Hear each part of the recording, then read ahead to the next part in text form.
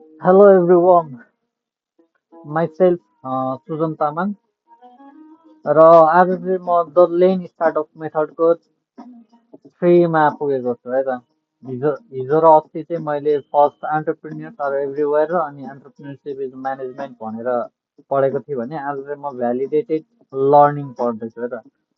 Validated learning भनेको चाहिँ के हो त खासमा? भ्यालिडेटेड लर्निङ भनेको चाहिँ खासमा अब जस्तै मेरो यो सबकै कुरा गर्दा पनि होइन, भ्यालिडेटेड लर्निङ भनेको चाहिँ मैले गेस गर्नुमा र होइन मैले प्र्याक्टिकल गर्नुमा चाहिँ छुटाउन सक्नु पर्यो भन्नु खोजेको जस्तो लागेको है मलाई चाहिँ। किनभने अब मलाई चाहिँ अब कस्टमरले यो सामान मन पराउँछ जस्तो लाग्छ भनेर मैले त्यो सामान हाल्नुभन्दा होइन, मान्छे जे होस् एक दुई पिस सामान ल्याएर चाहिँ हालेर यस्तो चेक गर्दाखेरि कस्टमरले चाहिँ यो सामान बढी खोजिरहेको छ है मसँग भन्ने कुरा यसको क्लियरिटी हुनुलाई नै चाहिँ भ्यालिडिटी लर्निङ भन्नुहुन्छ है त। भ्यालिडिटी लर्निङ भनेको त्यो प्रोसेस चिन्नुलाई भ्यालिडिटी लर्निङ भन्छ है त। अब म इङ्ग्लिसमै पढेर सुनाउँछु है त हजुरहरूलाई।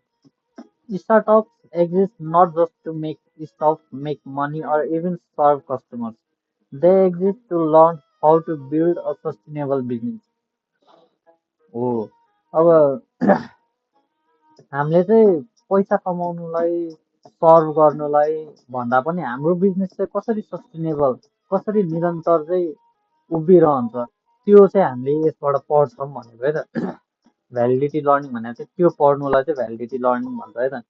अब this learning can be validated scientifically by running frequent experiments that allow entrepreneurs to test each element of their version. Same as मैले जे भने त्यही हो है।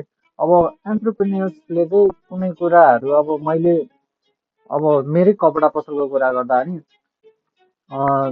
कस्टमरले यो सामान मन पराउँछ है, कस्टमरले यो सामान चाहिँ मन पराउँछ होला है भन्नुमा र मैले ल्याएर खुद ट्राई गरेर होइन दुई तिन पिस मात्र ल्याएर त्यो एउटा प्रोडक्टको अब त्यो कस्टमरहरूले कसरी हेरिरहेको छ त त्यो सामानलाई, त्यो सामान लिइरहनु भएको छ कि नै, कस्टमरले साथीहरूलाई भनिरहनु भएको छ कि नै यो सामान यहाँ पाउँछ भनेर होइन, यसको प्राइजिङ मिस्टेक छ कि के छ कि होइन, त्यो सबै कुराहरू बुझ्नुलाई नै चाहिँ हामीले भ्यालिडेटेड लर्निङ भनेर चाहिँ त्यसलाई बुझ्नुपर्छ है त।